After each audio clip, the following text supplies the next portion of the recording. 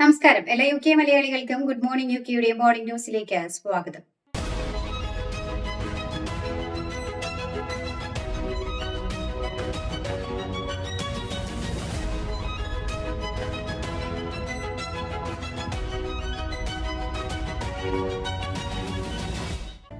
One in one out കരാർ പ്രകാരം അഭയം തേടുന്നവരെ ഫ്രാൻസിലേക്കും തിരിച്ചും കൊണ്ടുപോകുന്നതിനുള്ള ചെലവുകൾ യു.കെ വഹിക്കും.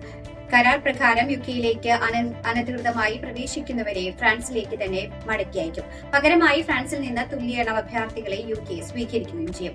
ഇതിനോടകം അതിർത്തി കടക്കാൻ ശ്രമിച്ചിട്ടില്ലാത്തവരും സുരക്ഷാ യോഗ്യതാ പരിശോധനകളിൽ പാസ്സായവരുമായിരിക്കണം ഇവർ.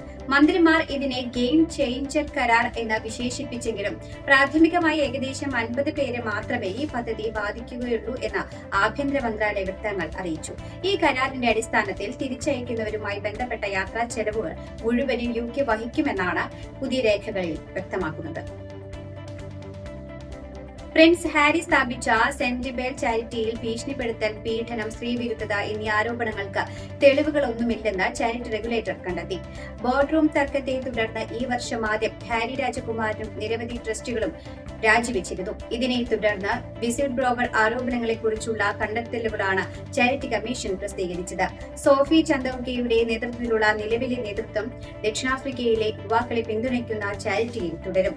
എന്നാൽ ചാരിറ്റിക്കുള്ളിലെ ഒരു തർക്കം പരസ്യമായി പുറത്തുവരാൻ അനുവദിച്ചതിനെ എല്ലാ കക്ഷികളെയും കമ്മീഷൻ വിമർശിച്ചു. വാർഷിക ബീച്ച് ക്ലീൻ ആരംഭിച്ച് മറൈൻ കൺസർവേഷൻ സൊസൈറ്റി.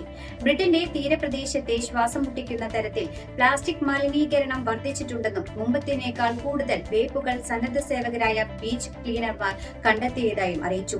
ഈ ആഴ്ച ജനീവയിൽ നടക്കുന്ന യുഎന്നിന്റെ ആഗോള പ്ലാസ്റ്റിക് സമ്മേളനത്തിൽ രാജ്യങ്ങൾ അവരുടെ മലിനീകരണ നയങ്ങൾ തീരുമാനിക്കുന്ന വേളയിൽ വേഗത്തിലുള്ളതും ശക്തവുമായ നടപടി ഇതിനെതിരെ സ്വീകരിക്കണമെന്ന് ചാരിറ്റി ആവശ്യപ്പെട്ടു.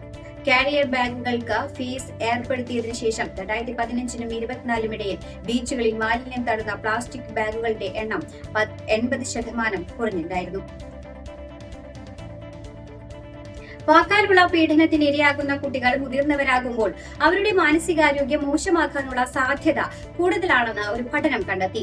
മാതാപിതാക്കളാലോ മറ്റോ പരിഹസിക്കപ്പെടുകയോ ഭീഷണിപ്പെടുത്തുകയോ അപമാനിക്കപ്പെടുകയോ ചെയ്യപ്പെടുന്ന കുട്ടികൾ പ്രായപൂർത്തിയാകുമ്പോൾ അവരുടെ മാനസികാരോഗ്യം മോശമാക്കാനുള്ള സാധ്യത 64% കൂടുതലാണെന്നാണ് പഠനം വ്യക്തമാക്കുന്നത്.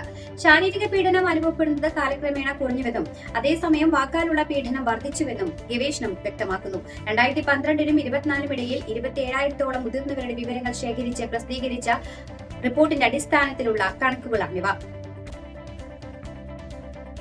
യൂട്യൂബ് പ്ലാറ്റ്ഫോമിൽ കാര്യമായ മേൽനോട്ടമില്ലാതെ പ്രചരിക്കുന്ന ഡീപ് ഫേക്കുകൾ, ആൾമാറാട്ടം നടത്തിയ പൊതുവ്യക്തികൾ, വഞ്ചനാപരമായ നിക്ഷേപ ക്ലെയിമുകൾ എന്നിവയുൾപ്പെടെയുള്ള തട്ടിപ്പുകൾ കണ്ടെത്തിയതിനെ തുടർന്ന് യൂട്യൂബ് പരസ്യങ്ങളിൽ അടിയന്തര നിയന്ത്രണം ഏർപ്പെടുത്തണമെന്ന് ലിബറൽ ഡെമോക്രാറ്റിക് പാർട്ടി ആവശ്യപ്പെട്ടു.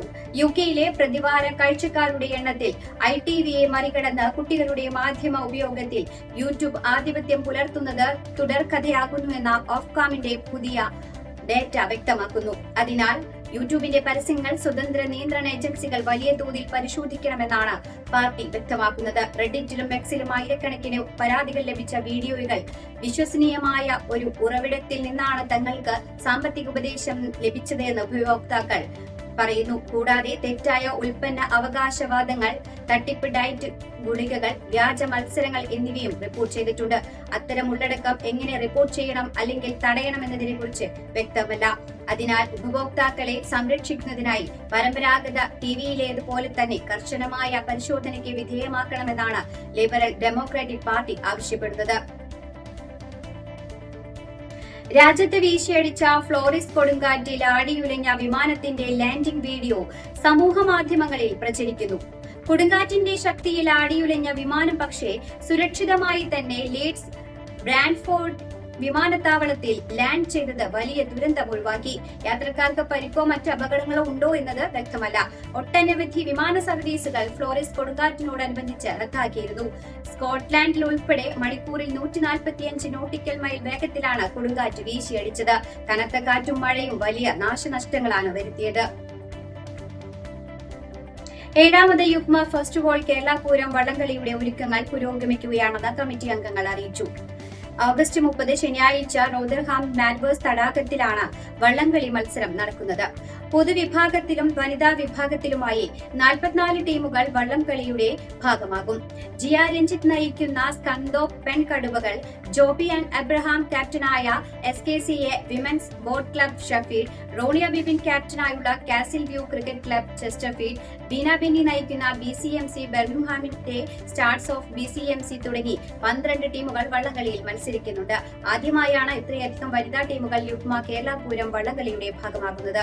കാണികളിൽ ഏറെ ആവേശം ജനിപ്പിക്കുന്ന കായിക ഇനമായ വള്ളംകളിയോടൊപ്പം കലാരൂപങ്ങളായ തിരുവാതിര, തെയ്യം, പുലിക്കളി തുടങ്ങിയ തനത് കലകളും ആസ്വദിക്കുവാൻ മുഴുവൻ UK മലയാളികളെയും ഓഗസ്റ്റ് 30 മാൽവേഴ്സ് തടാകക്കരയിലേക്ക് സ്വാഗതം ചെയ്യുന്നതായി യുഗ്മ ദേശീയ president advocate Eby Sebastian, general secretary Jayakumar Nair, treasurer Shijo Varghese എന്നിവർ അറിയിച്ചു.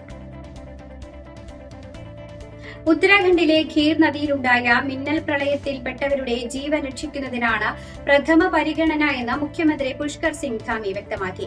നിലവിൽ പ്രളയബാധിത പ്രദേശത്തെ കാര്യങ്ങൾ ഏകീകരിക്കുന്നതിനുള്ള അടിയന്തര യോഗം ചേർന്നിരിക്കുകയാണ് സംസ്ഥാന ദുരന്ത നിവാരണ സേന. ഉത്തരാഖണ്ഡിലെ ഉത്തരകാശിയിൽ ഇന്നലെ ഉച്ചയോടെ ഉണ്ടായ മേഘവിസ്ഫോടനത്തെ തുടർന്ന് മിന്നൽ പ്രളയത്തിൽ 4 പേരുടെ മരണം സ്ഥിരീകരിച്ചു. 130 പേരെ രക്ഷപ്പെടുത്തി. പ്രളയത്തിൽ ഉത്തരാഖണ്ഡിലെ പുരാതന ശിവക്ഷേത്രമായ കൽപ്പകേദാറിന്റെ ബാക്കി അവശിഷ്ടങ്ങൾ ഖീർ നദിയിൽ കണ്ടെത്തിയെന്നും സൂചനകൾ പുറത്തുവരുന്നുണ്ട്.